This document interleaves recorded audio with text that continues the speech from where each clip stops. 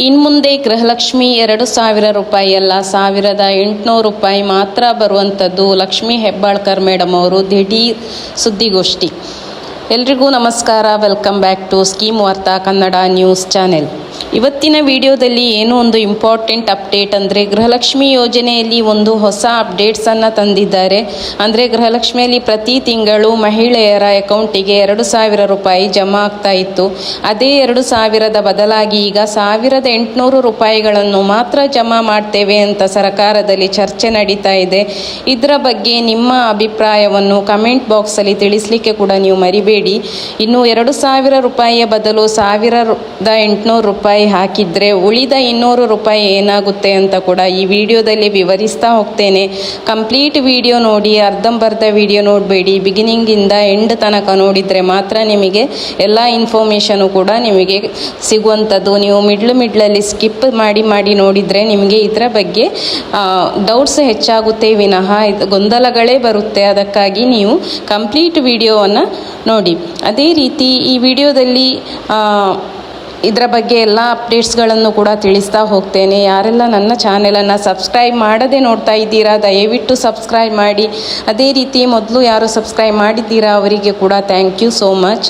ಇನ್ನು ಮೊದಲನೇದಾಗಿ 2,000 ರೂಪಾಯಿ ಹಣದಲ್ಲಿ 200 ರೂಪಾಯಿಯನ್ನು ಯಾಕೆ ಕಡಿತಗೊಳಿಸ್ತಾರೆ ಅಂತ ಹೇಳಿದರೆ, ಗೃಹಲಕ್ಷ್ಮಿ ಸಂಘಕ್ಕೆ 200 ರೂಪಾಯಿ ಕಟ್ಟಬೇಕು ಅಂತ ಇತ್ತೀಚೆಗೆ ಒಂದು 2-3 ತಿಂಗಳ ಮುಂದೆ ಒಂದು ಗೃಹಲಕ್ಷ್ಮಿ ಬ್ಯಾಂಕನ್ನು ರಚನೆ ಕೂಡ ಮಾಡಿದರು. ಅದರ ಉದ್ಘಾಟನೆಯನ್ನು ಕೂಡ ಮಾಡಿದರು. ಆವಾಗ ಕೂಡ ಹೇಳಿದರು ಯಾವಾಗ ಸಂಘ ರಚನೆ ಮಾಡ್ತೇವೆ, ಹೇಗೆ ಅಮೌಂಟನ್ನು ಕಟ್ಟಬೇಕು, ಅದರ ಬಗ್ಗೆ ಕೂಡ ಚರ್ಚೆ ನಡೀತಾ ಇತ್ತು. ಅದು ಒಂದು ಬ್ಯಾಂಕ್ ಸ್ಟಾರ್ಟ್ ಮಾಡಬೇಕಾದ್ರೆ ಅದು ಪಟ್ಟಂತ ಸ್ಟಾರ್ಟ್ ಆಗುವಂಥದ್ದಲ್ಲ. ಅದಕ್ಕೆ ಒಂದು 2-3 ತಿಂಗಳಾದರೂ ತಗೊಳ್ಳುತ್ತೆ. ಹಾಗೆ ಇತ್ತೀಚೆಗೆ ಆ ಮಾಹಿತಿ ಕೂಡ ಬಂದಿತ್ತು, ಉದ್ಘಾಟನೆಯನ್ನು ಕೂಡ ಮಾಡಿದರು. ಆನಂತರ ತುಂಬ ಕಮೆಂಟ್ಸ್ಗಳು ಕೂಡ ಬರ್ತಾ ಇತ್ತು, ಇನ್ನೂ ಕೂಡ ಯಾಕೆ ಬ್ಯಾಂಕ್ ಓಪನ್ ಆಗಲಿಲ್ಲ ಅಂತ ಹೇಳಿ.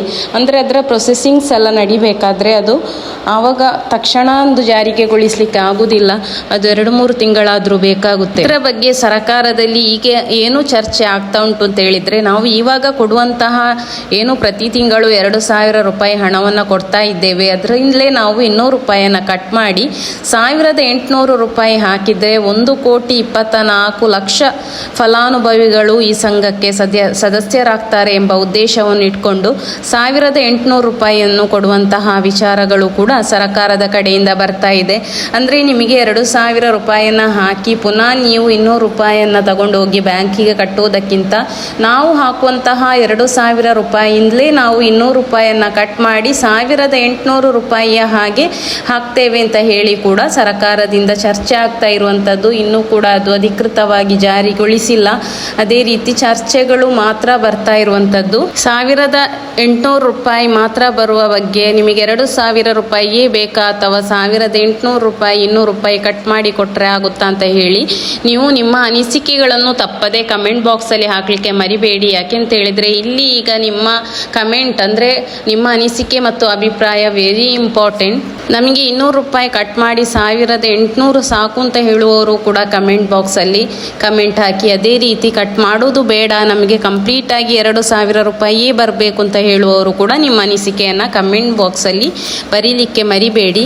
ಇನ್ನೂ 200 ರೂಪಾಯಿ ಕಟ್ ಮಾಡಿದರೆ ನಿಮಗೆ ಏನು ಉಪಯೋಗ ಅಂತ ಹೇಳಿದರೆ, ಆಲ್ರೆಡಿ ಅವರು ಹೇಳಿದರು ಗೃಹಲಕ್ಷ್ಮಿ ಬ್ಯಾಂಕ್ ಮಾಡಿದ ನಂತರ ನಾವು ಮಹಿಳೆಯರಿಗೆ ಅದರಲ್ಲಿ ಬೇರೆ ಬೇರೆ ಕಡೆಯಿಂದ ಸಾಲ ತಗೊಳ್ಳೋದಕ್ಕಿಂತ ಗೃಹಲಕ್ಷ್ಮಿ ಬ್ಯಾಂಕಿಂದಲೇ ಸಾಲವನ್ನು ತಗೊಳ್ಬಹುದು ಅಂತ ಹೇಳಿ. ಅದು ಕೂಡ 30,000ದಿಂದ 3 ಲಕ್ಷದವರೆಗೆ ಕೂಡ ಅದರಲ್ಲಿ ಲೋನ್ ಸಿಗುತ್ತೆ 6 ತಿಂಗಳು ಕಳೆದ ನಂತರ. ಇನ್ನು ಈ ಸಂಘ ಉದ್ಘಾಟನೆ ಆದ ತಕ್ಷಣ ಎಲ್ರಿಗೂ ಒಂದು ಗೊಂದಲ ಇತ್ತು, ಎಲ್ಲಿ ಹೋಗಿ 200 ರೂಪಾಯಿ ಕಟ್ಟಬೇಕು ಅಂತ. ಅದಕ್ಕೆಲ್ಲ ಗೊಂದಲಕ್ಕೂ ಈಗ ಒಂದು ತೆರೆ ಎಳೆದಂತಾಗಿದೆ. ಮೊದಲು ಸಂಘದ ಬಗ್ಗೆ ಯಾರಿಗೆ ಇಷ್ಟ ಇದೆಯೋ ಅಂಥವರು ಮಾತ್ರ ಸೇರಬಹುದು ಅಂತ ಹೇಳಿ ಸರ್ಕಾರ ಹೇಳಿತ್ತು. ಆದರೆ ಇವಾಗ 2,000ದಿಂದಲೇ 200 ರೂಪಾಯಿ ಕಟ್ ಮಾಡಿ ಸಂಘಕ್ಕೆ ಸೇರಿಸ್ತೇವೆ ಅಂತಲೂ ಕೂಡ ಚಿಂತನೆ ಮಾಡ್ತಾ ಇದ್ದಾರೆ. ಉದ್ದೇಶ ಏನು ಅಂತ ಹೇಳಿದರೆ ಮಹಿಳೆಯರ ಸಬಲೀಕರಣ.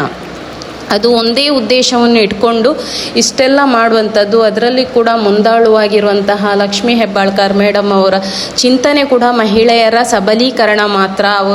ಅವರ ಕಾಲಲ್ಲೇ ನಿಂತ್ಕೊಳ್ಬೇಕು, ಇನ್ನೊಬ್ಬರನ್ನು ಡಿಪೆಂಡ್ ಆಗಬಾರ್ದು ಅಂತ ಹೇಳುವ ಒಂದು ಒಳ್ಳೆಯ ಉದ್ದೇಶವನ್ನು ಇಟ್ಕೊಂಡು ಅವರು ಗೃಹಲಕ್ಷ್ಮಿ ಆಗಿರ್ಬೋದು, ಗೃಹಲಕ್ಷ್ಮಿ ಸಂಘದ ಬಗ್ಗೆ ಆಗಿರ್ಬೋದು ಚಿಂತನೆ ಮಾಡಿರುವಂಥದ್ದು. ಇನ್ನು ನೆಕ್ಸ್ಟ್ ಇರುವಂತಹ ಪ್ರಶ್ನೆ ಅಂತ ಹೇಳಿದರೆ, ಅಕೌಂಟ್ ಓಪನ್ ಮಾಡಬೇಕಾದ್ರೆ ನಾವು ಎಲ್ಲಿ ಓಪನ್ ಮಾಡಬೇಕು ಅಂತ ಹೇಳಿ.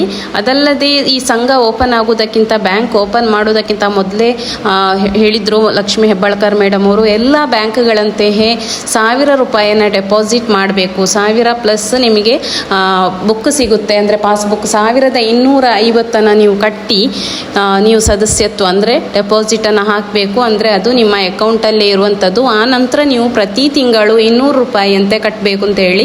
ಈಗ ಈ 1250 ಯಾವಾಗ ಕಟ್ಟಬೇಕು, ಎಲ್ಲಿ ಕಟ್ಟಬೇಕು ಎಂಬುದರ ಬಗ್ಗೆ ಯಾವುದೇ ರೀತಿಯಲ್ಲಿ ಅಪ್ಡೇಟ್ಸ್ ಬಂದಿಲ್ಲ. ಅದು ಬಂದ ತಕ್ಷಣ ತಿಳಿಸ್ತೇನೆ. ಹೆಚ್ಚಿನ ಮಾಹಿತಿ ಬಂದಾಗ ಮುಂದಿನ ವಿಡಿಯೋದಲ್ಲಿ ನಾನು ತಿಳಿಸ್ತಾ ಹೋಗ್ತೇನೆ. ನೆಕ್ಸ್ಟ್ ಒಂದು ವಿಶೇಷ ಮಾಹಿತಿ ಅಂತ ಹೇಳಿದರೆ, ಇತ್ತೀಚೆಗೆ JDS ಪಕ್ಷದ ನಾಯಕರಾದಂತಹ ನಿಖಿಲ್ ಕುಮಾರಸ್ವಾಮಿ ಅವರು ನಡೆದಂತಹ ಒಂದು ಕಾರ್ಯಕ್ರಮ ನಡೆದಿತ್ತು. ಅಲ್ಲಿ 2000 ರೂಪಾಯಿಯನ್ನು ಬೇಡ ಅಂತ ಹೇಳಕ್ಕೆ ಹೋಗಬೇಡಿ, ಇದು ಯಾರ ಅಪ್ಪನ ದುಡ್ಡಲ್ಲ, ಸರ್ಕಾರದ ದುಡ್ಡು. ನೀವು ತೆರಿಗೆ ಕಟ್ತಾ ಇದ್ದೀರಲ್ವಾ, ಅದೇ ನಿಮ್ಮ ತೆರಿಗೆ ಹಣವನ್ನೇ ನಿಮಗೆ ವಾಪಸ್ ಕೊಡ್ತಾ ಇರುವಂಥದ್ದು. ಅದು ಇತ್ತೀಚೆಗೆ ವೈರಲ್ ಕೂಡ ಆಗಿತ್ತು. ಅಂದರೆ ಯಾರಾದರೂ ಹೇಳಿದ್ರ ಹಣ ಬೇಡ 2000, ಯಾರಾದರೂ ಮಹಿಳೆಯರು ಹೇಳಿದ್ರ ಅಥವಾ ಕಮೆಂಟ್ ಆದರೂ ಹಾಕಿದ್ರ ನನಗೆ 2000 ರೂಪಾಯಿ ಬೇಡ ಅಂತ ಹೇಳಿ. ಇದು ನನ್ನ ಪ್ರಶ್ನೆ. ಅಂದರೆ ಆ ರೀತಿ ಹೇಳಬೇಕಾದ್ರೆ ಯಾರಾದರೂ ಮಹಿಳೆಯರು ಹೋಗಿ ಹೇಳಿರಬೇಕು. ಆದ ಕಾರಣ ಅವರು ನಿಖಿಲ್ ಕುಮಾರಸ್ವಾಮಿ ಅವರು ಆ ರೀತಿ ಹೇಳಿರಬಹುದು ಅಂತ. ಅದು ಈಗ ಬರುವಂಥದ್ದು, ಅದಕ್ಕೆ ತುಂಬ ಕಮೆಂಟ್ಗಳು ಕೂಡ ಬಂದಿತ್ತು ಮಹಿಳೆಯರಿಂದಲೇ. ಅಂದರೆ ಇದಕ್ಕಿಂತ ಮೊದಲು ಬಂದಂತಹ BJP ಸರ್ಕಾರ ಆಗಿರ್ಬೋದು, JDS ಸರ್ಕಾರ ಆಗಿರ್ಬೋದು, ಯಾರು ಕೂಡ ದುಡ್ಡು ಕೊಡಲಿಲ್ಲ. ಅದು ಆವಾಗ ಕೂಡ ನಾವು ತೆರಿಗೆ ಕಟ್ತಾ ಇದ್ದೆವು, ಇವಾಗ ಮಾತ್ರ ತೆರಿಗೆ ಕಟ್ತಾ ಇರೋದಲ್ಲ. ಆದರೆ ನಮ್ಮ ಈ ಸರ್ಕಾರ ನಮ್ಮ ಮಹಿಳೆಯರಿಗೆ ನಾವು ಕಟ್ಟಿದಂಥ ತೆರಿಗೆಯನ್ನಾದರೂ ವಾಪಸ್ ಕೊಡ್ತಾ ಇದ್ದಾರೆ ಅಂತ. ಮೊದಲು JDS ಸರ್ಕಾರ ಅಂದರೆ ಕುಮಾರಸ್ವಾಮಿ ಅವರು ಮುಖ್ಯಮಂತ್ರಿ ಇದ್ದಾಗ ರೈತರ ಸಾಲ ಮನ್ನಾ ಮಾಡಿದ್ರು ಅಂತ ಹೇಳಿ ಎಲ್ಲ ಕಡೆ ಕೂಡ ಭಾಷಣ ಮಾಡಿದ್ರು. ಅದು ಕೂಡ ನೀವು ನಿಮ್ಮ ಸರ್ಕಾರದ ದುಡ್ಡನ್ನು ಕೊಟ್ಟಿರುವುದಲ್ಲ, ಅದು ಕೂಡ ನಿಮ್ಮ ಅಪ್ಪನ ಮನೆಯ ದುಡ್ಡಲ್ಲ, ಅದು ಕೂಡ ನಾವು ಕಟ್ಟಿದ್ದಂತಹ ತೆರಿಗೆ ದುಡ್ಡನ್ನೇ ವಾಪಸ್ ಕೊಡ್ತಾ ಇರುವಂಥದ್ದು ಅಂತ ಕೂಡ ಮಹಿಳೆಯರು ತಿರುಗೇಟನ್ನು ಕೂಡ ನೀಡ್ತಾ ಇದ್ದಾರೆ. ಅಂದರೆ ಇದರ ಬಗ್ಗೆ ಕೂಡ ನಿಮ್ಮ ಕಮೆಂಟ್ ಮತ್ತು ಅನಿಸಿಕೆಯನ್ನು ನೀವು ತಪ್ಪದೇ ಕಮೆಂಟ್ ಬಾಕ್ಸಲ್ಲಿ ತಿಳಿಸಬೇಕು. ಅದೇ ರೀತಿ ನೀವು ವಿಡಿಯೋಕ್ಕೆ ಒಂದು ಲೈಕ್ ಕೊಟ್ಟರೆ ಮಾತ್ರ ನಿಮಗೆ ನೆಕ್ಸ್ಟ್ ವಿಡಿಯೋದಲ್ಲಿ ಅಪ್ಡೇಟ್ಸ್ ಏನು ಅಂತ ಹೇಳಿ ಕೂಡ ನಮಗೂ ಕೂಡ ಒಂದು ಇಂಟ್ರೆಸ್ಟ್ ಬರುತ್ತೆ, ಮಾಡಿ ನಿಮಗೆ ತಿಳಿಸುವ ಅಂತ ಹೇಳಿ. ಆದ ಕಾರಣ ಎಲ್ಲರೂ ದಯವಿಟ್ಟು ಸಬ್ಸ್ಕ್ರೈಬ್ ಮಾಡದವರು ಸಬ್ಸ್ಕ್ರೈಬ್ ಮಾಡಿ. ಅದೇ ರೀತಿ ಲೈಕ್ ಕೂಡ ಕೊಡುವ ಮೂಲಕ ನಮ್ಮ ಚಾನೆಲನ್ನು ಕೂಡ ನೀವು ಸಪೋರ್ಟ್ ಮಾಡಿ. ಇನ್ನು ನೆಕ್ಸ್ಟ್ ವಿಡಿಯೋದಲ್ಲಿ ಹೊಸ ಅಪ್ಡೇಟ್ಸ್ ಒಂದಿಗೆ ಬರ್ತಾ ಇದ್ದೇನೆ. ಅಲ್ಲಿ ತನಕ ಧನ್ಯವಾದಗಳು.